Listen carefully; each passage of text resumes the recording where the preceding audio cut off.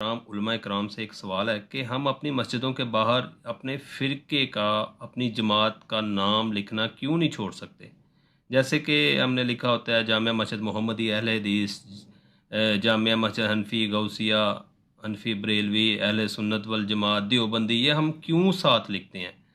مسجد تو اللہ کا گھر ہے، کوئی بھی آئے کسی بھی مسجد میں نماز پڑھے، تو اس کو ہم کیوں نہیں چھوڑ سکتے؟ جبکہ باہر کے ملکوں میں ایسا بالکل نہیں ہے، باہر لکھا ہوتا ہے مسجد بلال، مسجد فلاں فلاں، بس نام لکھا ہے، آگے اپنے فرقے کو آپ نے کیوں ڈالا ہوا ہے ادھر پاکستان میں؟ تو اس سلسلے چلیں میں علماء ٹھیک ہے، کرام سے میری ٹھیک ہے، سوال درخواست ہے کہ روشنی آ ڈالے گیا، کیا یہ ایسا؟ آ گیا. اچھا، سوال اچھا ہے اور سوال میں وزن بھی ہے. کیوں ڈالا ہوتا ہے نام؟ تو مسجد تو اللہ کی ہوتی ہے مفتی صاحب. دیکھیں، یہ غلط بعض لوگوں کی ایک عادت بن گئی ہے کہ انہوں نے علماء کو ٹونٹ کرنا ہے اور کسی نہ کسی طرح سے علماء سے لوگوں کو متنفر کرنا ہے. چونکہ وہ واصف علی واصف فرمایا کرتے تھے کہ جس نے دین کو گالی دینی ہوتی ہے وہ دین کو گالی نہیں دیتا، وہ عالم دین کو گالی دیتا ہے. جس نے غصہ دین کے خلاف نکالنا ہوتا ہے وہ عالم دین کے خلاف نکالتا ہے. یہاں جتنی بھی مساجد ہیں، بے شک وہ مکاتب فکر جس کے بھی ہو، وہاں صرف یہ جو لکھا جاتا ہے انتظامی حوالے سے ہوتا ہے کہ تاکہ اس سے تو اور زیادہ آپ یوں سمجھیں کہ ہمارے صلح جوئی کا عنصر نمایاں ہو رہا ہے کہ اگر ایک جمعہ والے دن ایک جگہ پر ایک مکتب فکر اہل الحدیث کا خطیب خطاب کر رہا ہے تو انہوں نے باہر لکھ دیا کہ بھائی اندر جا کر تمہاری طبیعت کو یہ اس کے جملے اگر اپنی تشریح کے مطابق پسند نہ ہو تو تم پہلے ہی سے پڑھ لو، اندر جا کر شور ڈالنے کے بجائے تم وہاں چلے جاؤ جہاں تمہاری طبیعت اچھی ہو. اب ہمارے ہاں باقی ہر جگہ، یعنی سکولوں کے اندر، کالجوں کے اندر، یونیورسٹیوں کے اندر اپنے اپنے نصاب کے طور پر، اپنے اپنے ڈسپلن کے طور پر سب کچھ چلے گا، لیکن ہم نے اعتراض صرف دین کے حوالے سے کرنا ہے. تو یہ بھی ایک حسن ہے.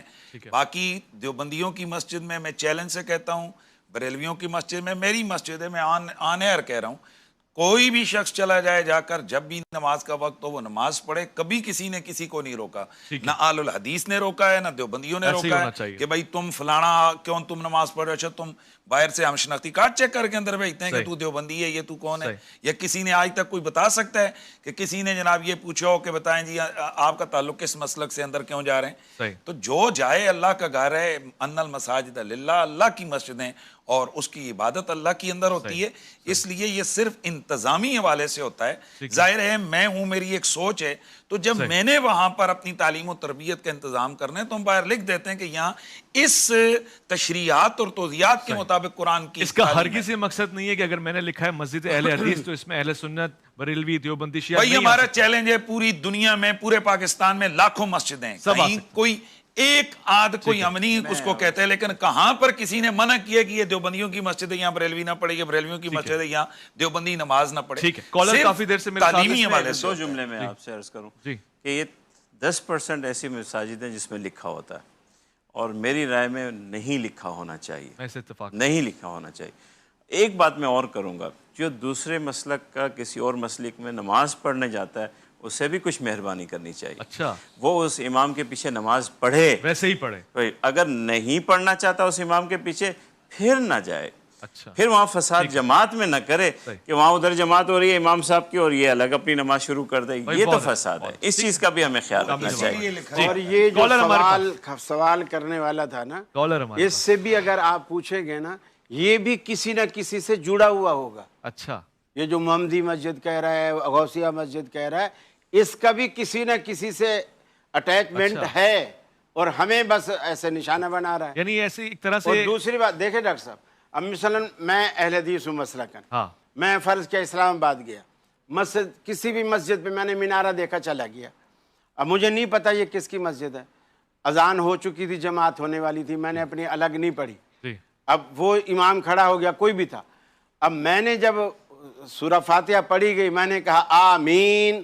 اب وہ نماز کے بعد سارے میں یہ کون تھا ہماری نمازیں خراب کرنے والا، کون تھا نماز میں شور مچانے والا. تو یہ نام لکھنا اس لیے مفید ہوتا ہے. خانہ کعبہ میں تو یہ سب کچھ نہیں ہوتا. کس کے؟ قبلہ میں تو نہیں ہوتا نا، مسجد حرام میں تو نہیں ہوتا نا. اس لیے نہیں ہوتا کہ وہاں یہ نہیں، آپ نے امام ایک مقرر کیا ہوا ہے.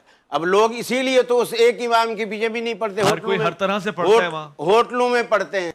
پوچھو ان سے. چلیں کالر ہمارے پاس ہیں. ایک منٹ، ایک کالر لے ہی لوں، بیچارہ چلا گیا ناراض ہو کے. ڈاکٹر صاحب اس میں یہ ہے کہ آپ تو پڑھے لکھے ہیں نا ماشاءاللہ، آپ کی جو سیرت ہے وہ آپ کے مکتب کے لیے ایک آئیڈیل ہونا چاہیے، ٹھیک ہے نا؟ لیکن جو جاہل افراد ہیں نا ہر مکتب کے، اصل میں انہوں نے ہر مکتب کا اور ہر مسلک کا بیڑا غرق کیا ہے۔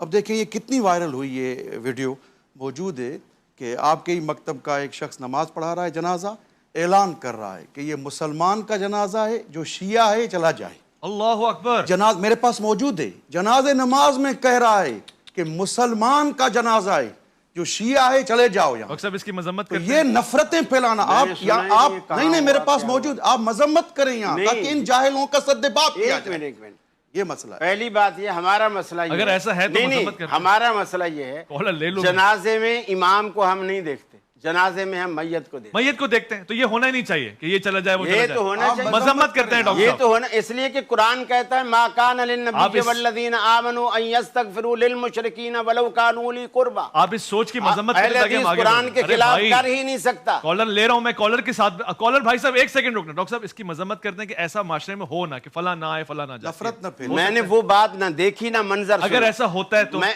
دو طرفہ جب تک بات نہیں آئے گی، فرض کرتا ہوں ایسی کنڈیشن ہو کسی بھی طرف سے ہو تو یہ نہیں ہونا بہرحال چاہیے۔ اس امام نے غلط کیا، یہ طریقہ کار کالر آ جائے جی۔ السلام علیکم ورحمۃ اللہ۔ سب کی سانجھی ہے بہت اچھا، اور غم کے موقع پر بہت اچھا، بہت ایسی اچھا۔ ہم چیزیں سب اس کو کہتے ہیں یہ نہیں ہونا چاہیے۔